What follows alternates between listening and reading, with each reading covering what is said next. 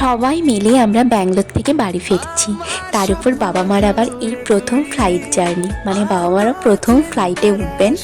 আর বাড়ি যাওয়ার আনন্দ তো আমাদের খুবই আছে। বছরে দুবার আমরা বাড়ি ফিরি, একবার এই সময়টা, আরেকবার হচ্ছে দুর্গাপুজোর সময়। আর এখানে আমি বাবাকে আর মাকে ডেকে ডেকে জিজ্ঞেস করেছিলাম যে কি কেমন লাগছে, এবারে তো ফ্লাইটে উঠবে, আমি এইভাবে এখানে জিজ্ঞেস করেছিলাম। যতটা আনন্দ আমাদের এই বাড়ি ফেরার নিয়ে থাকে, ঠিক ততটা কষ্ট কিন্তু আবারও বাড়ি থেকে ব্যাঙ্গালোর ফেরার সময় লাগে। এয়ারপোর্টে এসে সমস্ত চেকিং কমপ্লিট করার পর আমরা এখন বসে গিয়েছিলাম ব্রেকফাস্ট করার জন্য, যেহেতু অনেকটা সকালে বেরিয়েছিলাম। ব্রেকফাস্টে এখানে বানিয়ে নিয়ে আসা হয়েছিল পাস্তা, পরোটা, আলু ভাজা। পাস্তা বৌদিরা বানিয়ে নিয়ে এসেছিল, তো ওখানে একটুখানি বসে খাওয়া দাওয়া করার পর ওখানে অ্যানাউন্স করেছিল যে কত নম্বর গেট দিয়ে আমাদের ফ্লাইটটা যেতে হবে ফ্লাইটে। তো সেখানেই আমরা আবারও ওখানে নাম ধরে চেকিং করেছিল। ওখানে চেকিং করার পর দেন আমরা এবারে যাচ্ছি ফ্লাইটের ভেতরে।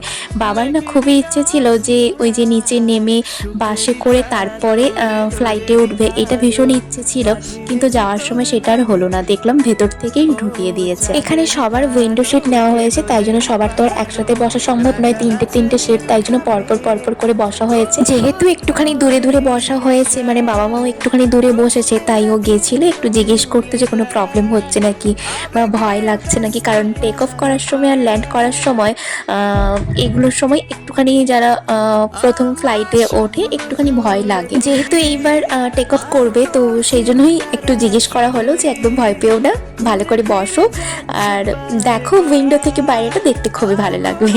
তো তারপরে আমরা এখানে আবারও খেয়ে নিয়েছিলাম পরোটা, আলু ভাজা। তারপর আমি আবার গেছিলাম বাবা মার কাছে জিজ্ঞেস করতে যে সব কিছু ঠিকঠাক আছে তো, কিছু মনে হচ্ছে না তো, ভালো লাগছে তো?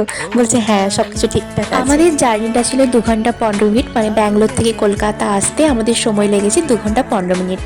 তো চলে এসেছি 10:30টার সময়, আমরা এয়ারপোর্টে ল্যান্ড করে গেছিলাম। তো তারপরে ওখান থেকে এইবার হচ্ছে বাবার আশাটা পূরণ হলো।